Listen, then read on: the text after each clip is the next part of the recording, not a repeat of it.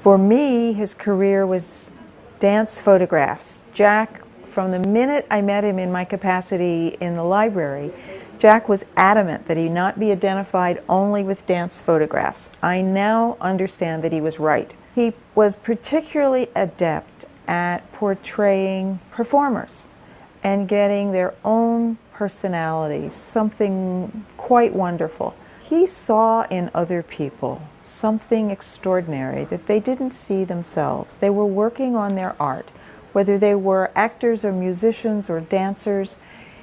He saw something far deeper that he caught in his photographs. He never stopped until he got that. I think he felt that any photographer could get the artist, the performer, but he always connected with the person deep inside that performer, and that's exactly what makes his photographs different than others.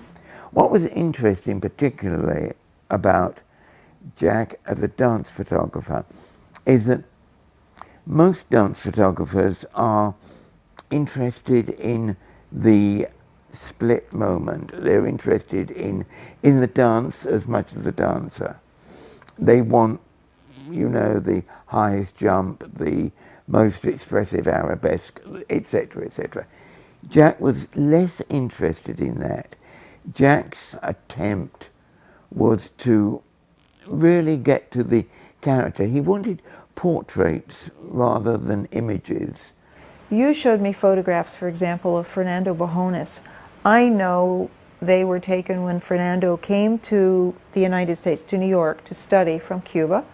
Fast forward to Fernando's extraordinary career, and here's Jack Mitchell with some of the most extraordinary leaps. Fernando, like other famous dancers of that stature, were photographed by many photographers. Here's the difference I see in Jack Mitchell's photographs. The deep, warm humanity of Fernando comes through. It's not just the technique or the height of his jump. Here's a dancer who could go up in the air and decide for himself when he wanted to come down. Jack captured that, but photographs can show a lot of dancers in a beautiful form up in the air.